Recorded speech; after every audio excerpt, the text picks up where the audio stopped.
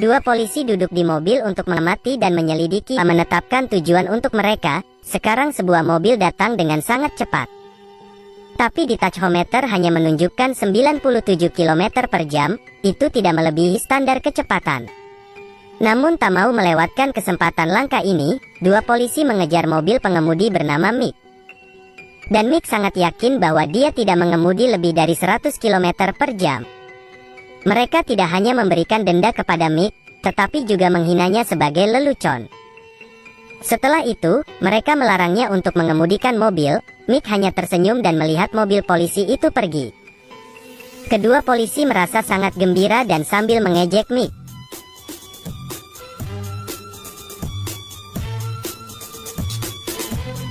Mick berjalan ke mobil dan melihat seorang polisi dengan hanya setengah kepalanya yang tersisa. Dan seorang polisi mencoba merangkak ke depan. Mick menariknya kembali. Polisi menegurnya dengan keras, lalu Mick mendorongnya ke atas mobil. Dia menarik belati dan menusuk polisi di perut, lalu dia mengunci polisi di dalam mobil dan menuangkan bensin. Sekarang, polisi itu merasa terancam dan menangis. Ia juga memohon untuk diampuni. Asalkan Mike mengampuninya, dia pasti akan membatalkan denda, tapi Mick hanya melempar puntung rokok ke mobil. Setelah membakar polisi yang menulis denda dengan kejam, di malam hari Mick menemukan pasangan di jalan sedang berkemah. Mick ingin membawa mereka ke kota terdekat, tetapi ditolak oleh Rutger. Dia menarik Rutger dan menikamnya di pinggang. Katarina sangat ketakutan dan berteriak keras. Dia kemudian mengikatnya ke tanah dan bersiap untuk melakukan kejahatan. Rutger di belakangnya menggunakan tongkat untuk menjatuhkannya. Karena Rutger sudah ditusuk pisau, jadi dia lebih lemah dari Mick. Pada akhirnya, Rutger terbunuh secara brutal dan Katarina pingsan. Saat ia bangun, Katarina melihat Mick sedang membedah tubuh pacarnya dengan kejam. Katarina mengambil kesempatan untuk lari ke belakang hutan. Tapi pada akhirnya dia masih tertangkap oleh Mick. Dia mengemudi perlahan mengejarnya. Seolah-olah ini menjadi sebuah permainan berburu, Katarina akhirnya menggunakan pohon besar untuk bersembunyi dari Mick. Katarina terus berlari dan bertemu Paul dalam perjalanan pulang. Sementara Paul melepaskan ikatan Katarina, Mick mengejar mereka di belakang. Katarina berteriak panik, Paul harus segera pergi dari sana. Mick menyetir dengan cepat sampai berada tepat di samping mereka dan menggodanya. Dia menabrakkan mobil mereka dan ban serep Paul di belakang juga lepas. Mobil Mick berada di samping pintu mobil Katarina dan mengetuk kaca dengan pisau. Katarina berteriak keras dan memeluk lengan Paul erat-erat. Paul, memanfaatkan keadaan jalan, berhasil memaksa mobil Mick berhenti. Tapi Paul menemukan Mick menodongkan pistol ke arahnya. Paul menunduk untuk menghindari, peluru langsung mengenai Katarina dan membuatnya mati. Paul buru-buru pergi. Dia meletakkan tubuh Katarina di tempat yang tidak ada orang. Keesokan harinya, Paul kehilangan arah. Dia mengambil peta dan melihat sebuah mobil datang tidak jauh. Paul buru-buru keluar dari mobil untuk meminta bantuan, tetapi pengemudi tidak berhenti. Paul jatuh ke pinggir jalan. Ketika dia merasa putus asa, dia melihat sebuah truk merah datang. Paul dengan cepat melambaikan tangannya. Pengemudi itu berhenti di kejauhan. Dia bahkan menginjak pedal gas. Paul menemukan bahwa itu adalah Mick yang mengejarnya sejak tadi malam. Dia buru-buru masuk ke mobil dan pergi, tapi mobil Paul kehabisan bensin. Dia mengambil keuntungan dari mobilnya dan mengemudi dengan ugal-ugalan. Mick yang sedang mengendarai mobil besar, langsung menginjak pedal gas dan menabrak mobil Paul. Mobil Paul mulai memberi sinyal peringatan. Akhirnya, ban mobil Paul meledak, dia berhenti di sisi tebing. Mick yang mengendarai truk merah, menodorong mobil Paul ke bawah tebing. Setang dan rem sama-sama tidak efektif saat terjatuh.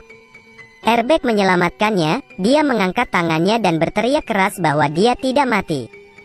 Dari mobil, dia mengambil setengah botol air. Ketika dia akan membukanya, truk merah itu jatuh dari puncak gunung. Paul buru-buru menjauh dari mobilnya. Dua mobil bertabrakan satu sama lain yang menciptakan ledakan besar. Paul mengangkat kepalanya ketika dia menemukan Mick dengan pistol berdiri di puncak gunung mengawasinya. Jadi dia harus kabur lagi. Dia tidak tahu berapa lama dia telah berlari. Paul telah meminum setetes air terakhir. Dia terbaring putus asa di tanah. Tanpa sengaja dia menemukan sebuah rumah. Baru sampai di pintu, dia jatuh pingsan. Ketika dia sadar, ia telah diselamatkan oleh pasangan tua. Mereka menceritakan bahwa di wilayah yang berjarak 10 km ini hanya ada satu rumah milik mereka dan belum ada telepon yang tersambung. Mereka membuat makanan untuk Paul, tapi saat dia hendak makan, Mick berteriak keras di luar dan memaksa mereka untuk menyerahkan Paul. Pria tua itu mengeluarkan senapan berburu untuk memperingatkan Mick. Mick menggelengkan kepalanya dan pergi. Pria tua itu kembali ke kamarnya, berniat mengantar Paul ke kota. Ketika dia memasukkan kembali senapan berburu ke dalam kotak, dia menemukan sebuah pistol menghilang. Ternyata Mick berdiri di belakang sambil menodongkan pistol ke arahnya. Ia tewas tertembak. Sang istri diancam dan lari ke pintu. Mick juga dengan brutal melepaskan 2 tembakan untuk membunuh sang istri. Paul melarikan diri dari pintu belakang. Mick mengikutinya dengan menunggang kuda. Paul diikat di kursi di ruang bawah tanah. Ternyata Mick adalah warga Australia. Dia membenci semua orang asing yang datang ke negaranya untuk bepergian. Dan kebetulan Paul adalah orang Inggris, yang semakin membuatnya benci. Dia akan memotong lidah Paul dengan belati. Paul buru-buru menceritakan lelucon dan berhasil membuat Mick tertawa.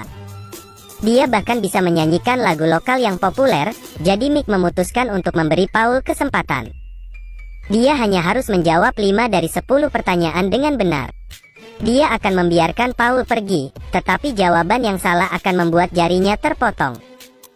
Mick menanyakan tentang kejahatan Inggris terhadap Australia tahun itu. Meskipun Paul menjawab dengan benar, Mick tetap memotong salah satu jarinya. Ketika Mick hendak memotong jari kedua, Paul memohon padanya untuk memotong jari di sisi lain. Mick melepaskan ikatan tangannya yang lain dan memotong jari kedua.